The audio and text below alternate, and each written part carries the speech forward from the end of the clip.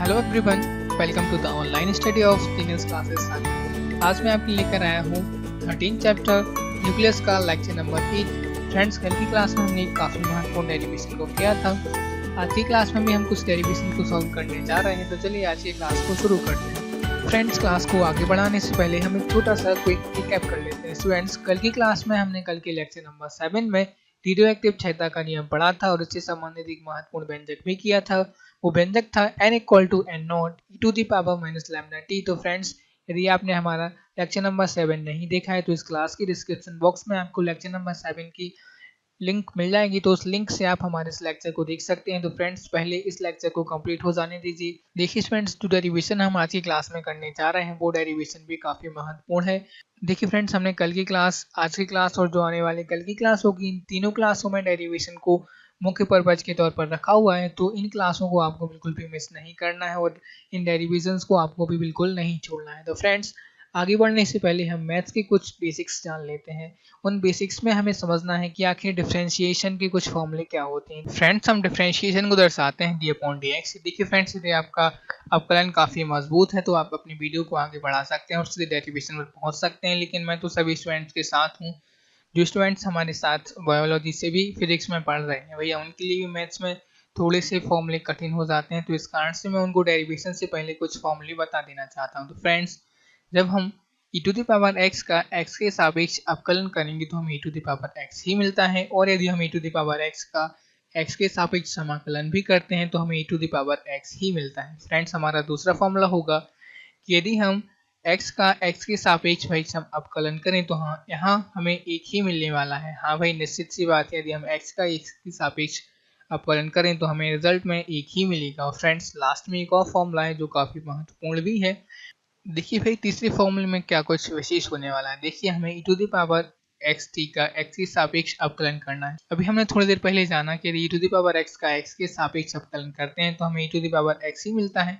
मान लीजिए यहाँ पर एक्स टी कोई एक अन्य संख्या थी, जैसे हमने मान लिया u थी, तो e to the power x t ही हो जाएगा। तो फ्रेंड्स, अभी हमारा यहाँ पर ये फॉर्मूला को समझने वाला कॉन्सेप्ट खत्म नहीं हुआ है। देखिए, अब यहाँ पर हम क्या करेंगे कि एक्स टी का x के सापेक्ष अवकलन कर देंगे। हम यहाँ अवकलन तब तक करते जाएंगे जब तक केवल एक ही चर शेष ना बचे। तो देखिए, आगे हम e to the power x t तो जो का त्यों ही लिखा रहने देंगे।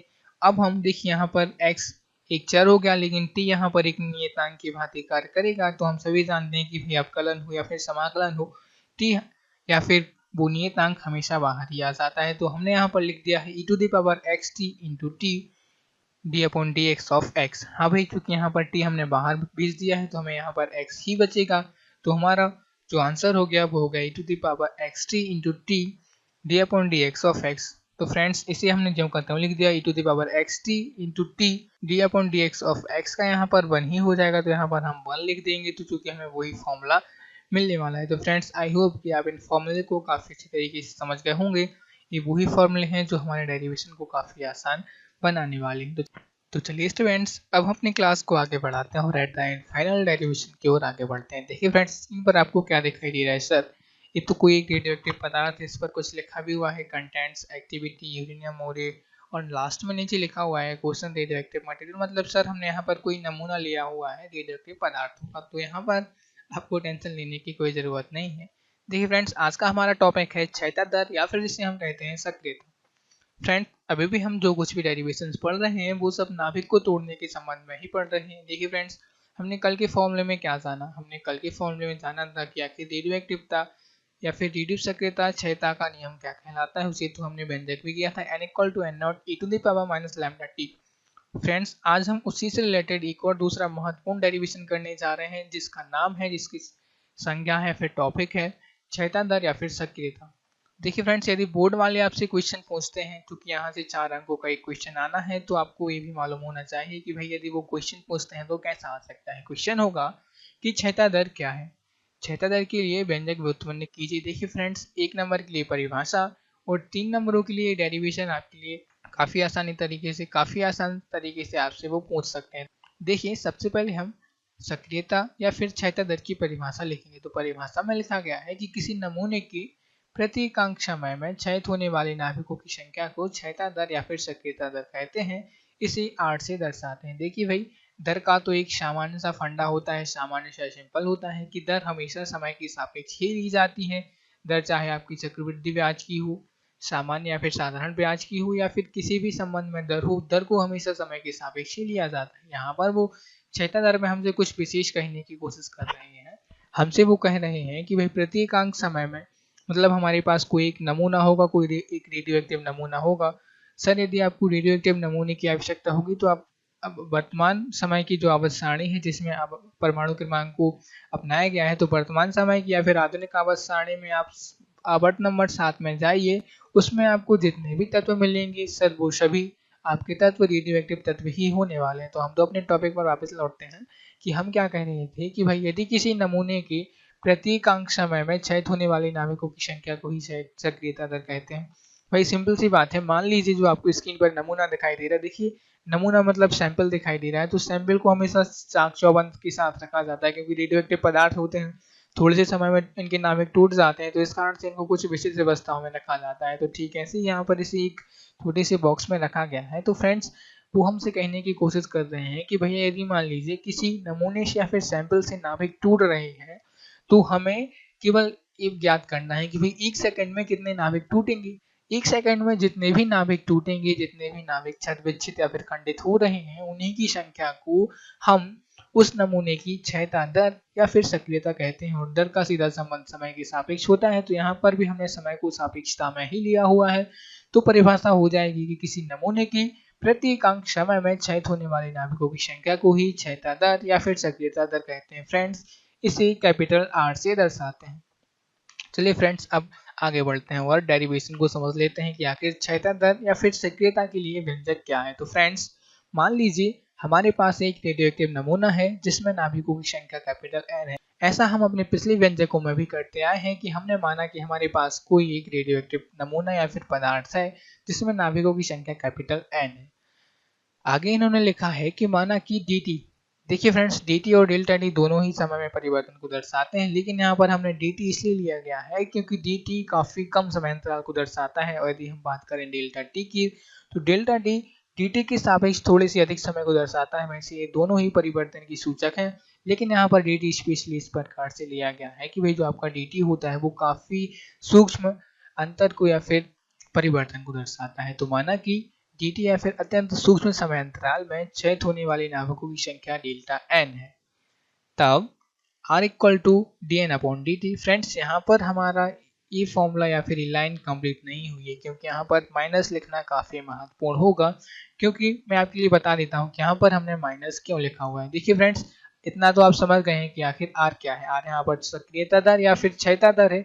r मतलब वो होगी कि भाई किसी नमूने से जितने भी नाभिक टूट रहे हैं, तो हमने वहां पे एक छोटी सी घड़ी लगा दी और हमने देख लिया कि भाई एक सेकंड में कितने और जितने नाभिक उस नमूने से टूटेंगे तो वही हम कह देंगे कि उसकी सक्रिय दर इतनी इतनी होगी या फिर उसकी क्षयता दर इतनी इतनी होगी। तो यहाँ पर हमने r को दर्शाया है सक्रियता दर या फिर क्षयता दर से।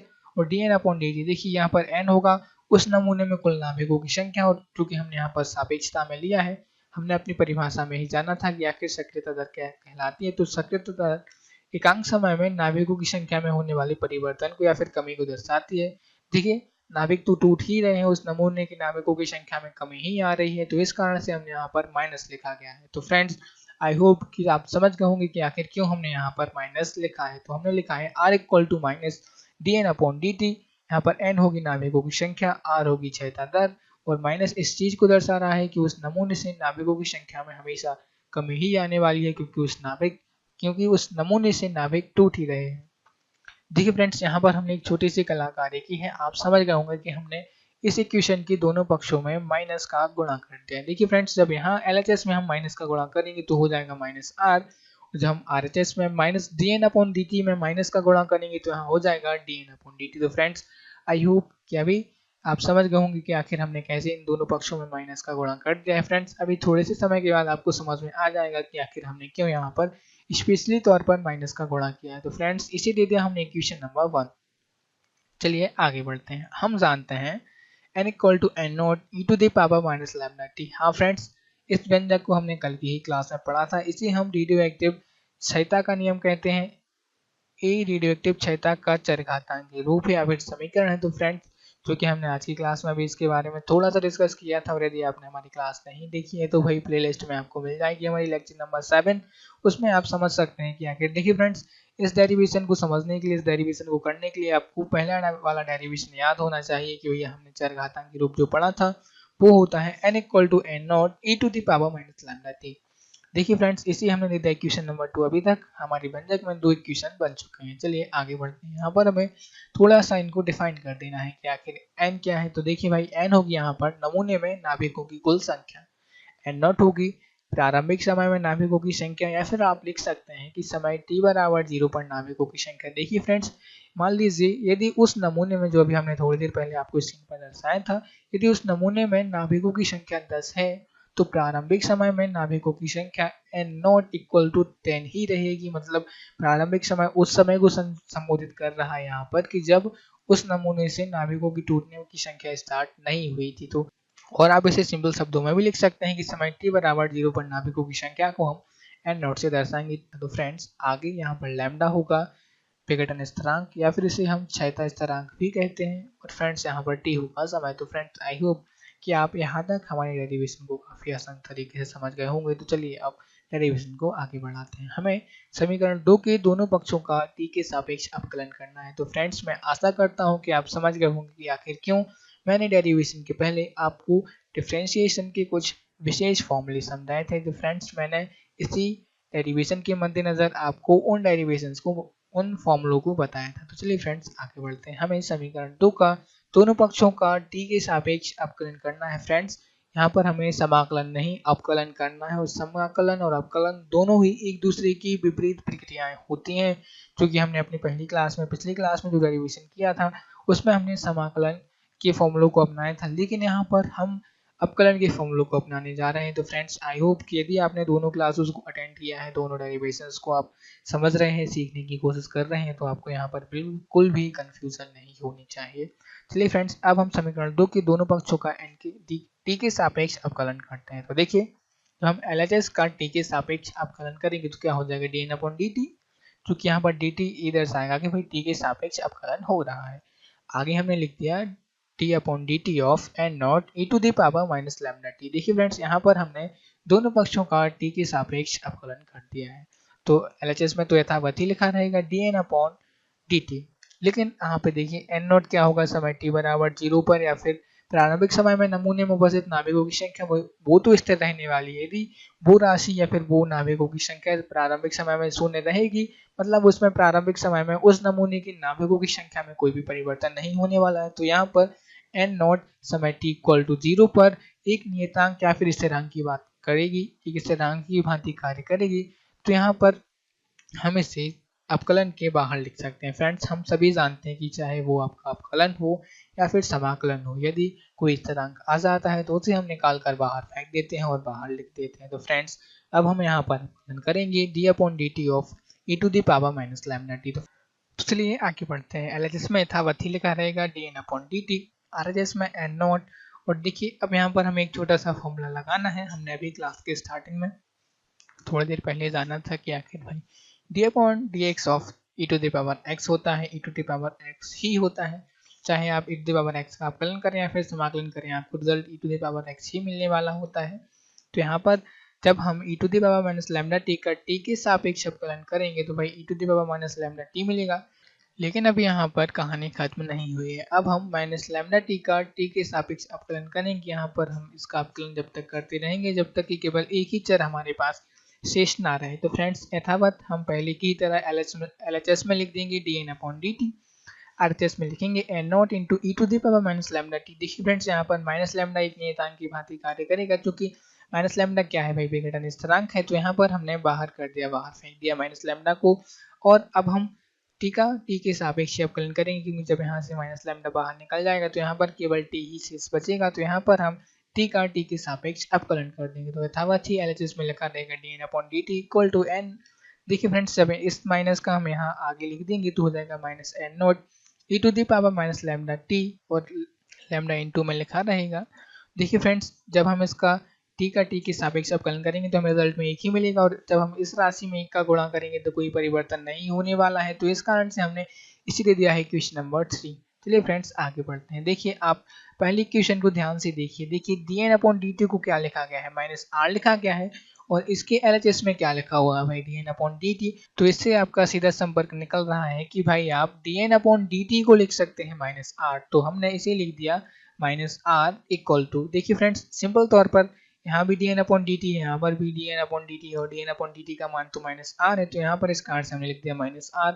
और यहाँ पर देखिए भाई इसे आप -n0 इंटू लेमडा को आप लिख सकते हैं r0। हाँ फ्रेंड्स देखिए यहाँ पर r0 क्या होगी, समय t बराबर 0 पर उस नाभिक की क्षयता दर या फिर सक्रियता दर ही होगी। तो आप इसे ऐसा भी समझ सकते हैं कि भाई यहाँ पर हमने n0 इंटू लेमडा को हमने लिख दिया है r0 और माइनस तो पहले से था ही, तो -n0 इंटू लेमडा हो गया भैया आपका -r0। तो फ्रेंड्स और e⁻ माइनस लेमडा टी तो आपका यथावत ही रहने वाला है। और आप तो अब बच्चा बता देगा कि भाई दोनों पक्षों से माइनस से माइनस कैंसिल हो जाएगा और हम लिख देंगे r equal to r0 e⁻ minus lambda T.